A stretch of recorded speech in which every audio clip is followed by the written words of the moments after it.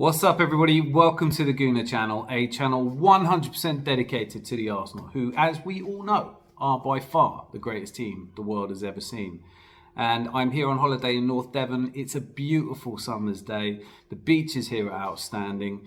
The sun is out, the sky is blue, there's not a cloud to spoil a view, but it is raining in my heart. And the reason for that is that, well, yesterday's news that Jurrien Timber's injury was in fact an ACL, as we'd all feared, and that he would most likely miss at least 7 months, if not the whole season, it's cast a bit of a shadow over this transfer window, which up until that injury had been looking really excellent. And one of the reasons it was looking excellent was because Arsenal had finally gone out and addressed what we saw last season as a weakness. When Saliba and Tomiyasu were injured, it meant Ben White had to continue to play at right back. We didn't have any other cover there.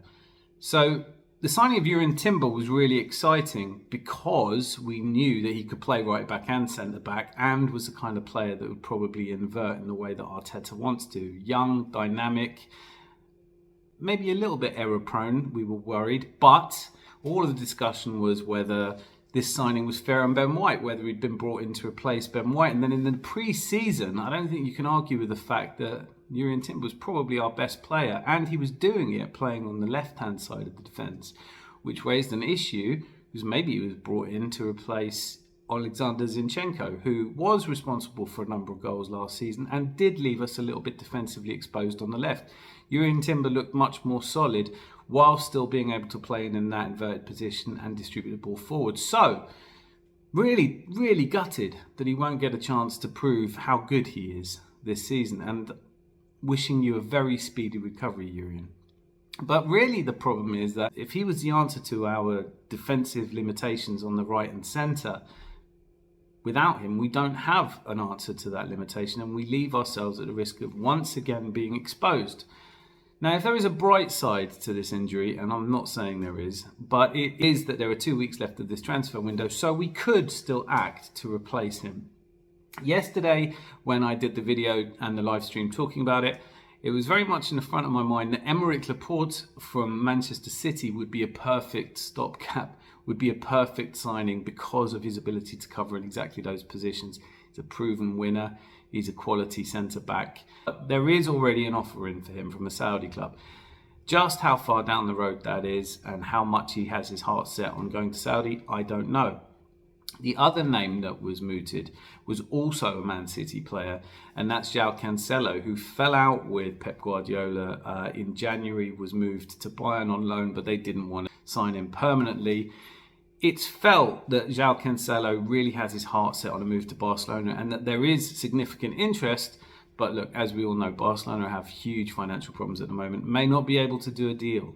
So possibly João Cancelo is free and Laporte may still be someone we could get. However, it seems increasingly less likely that Manchester City would sell another player to Arsenal. And you can understand why. If they sold Cancelo or Laporte to Arsenal and we end up taking the title from them, it's going to look like a really bad decision.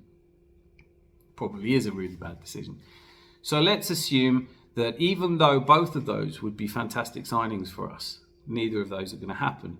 We've also, of course, been linked forever with Even Fresneda, but he's young, he's more of a conventional right back and isn't as exciting as who came out today. Today we're being very heavily linked with Benjamin Pavard. I'm sure he needs no introduction, but just a potted history of his career.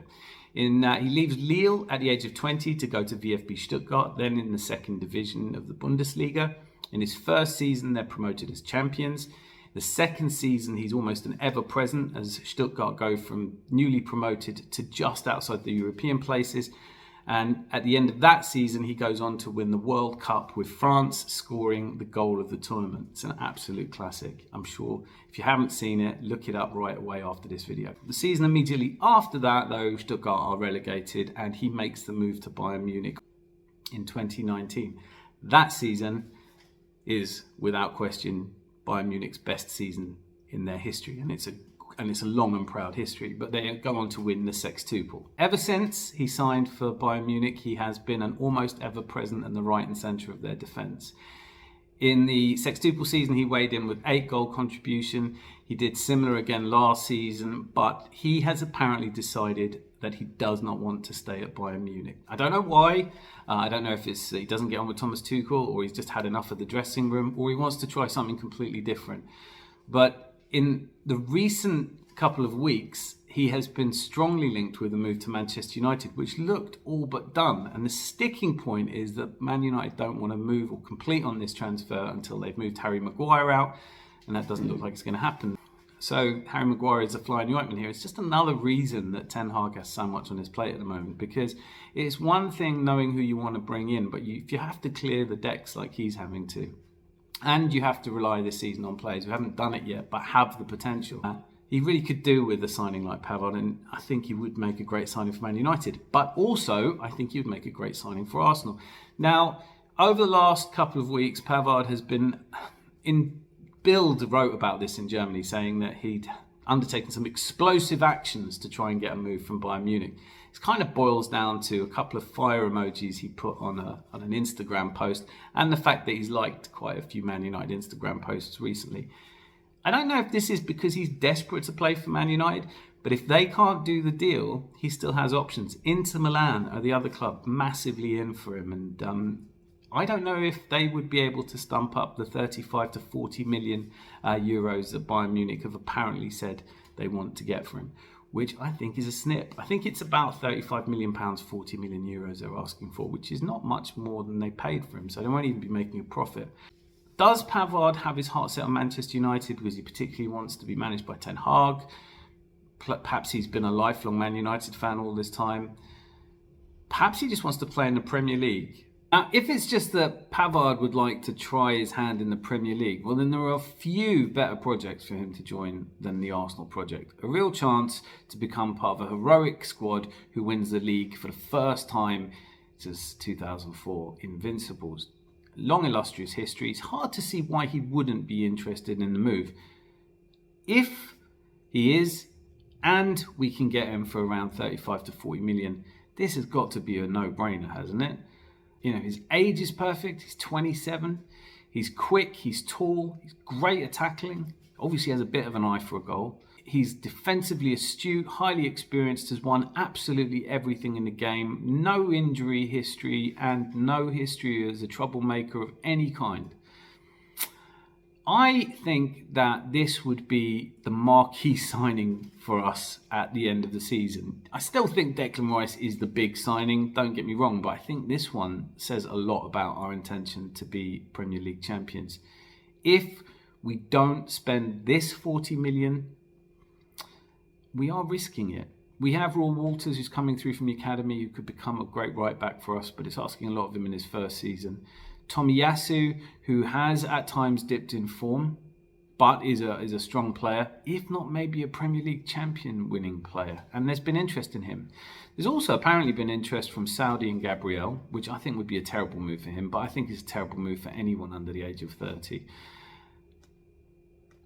Could we maybe move on Tierney and another if we're bringing in someone like Pavard, because we know we also have Timber back up at the end of this season? I'm really, really excited by the prospect. I hope that Pavard hasn't, for some mad reason, decided it's Man United or bust. And I really do think that if we sign Pavard, particularly with the kind of squad depth that, particularly with some of the teams around us not quite ready, it seems, I really think that Timber was looking like he could be that missing piece, that defensive stability. But I think if you've got to go out there and get someone, a player like Pavard really ticks all the boxes for me. I'm hopeful, excitedly hopeful, and now I'm going to go out and see if I can lie around on a beach for a bit.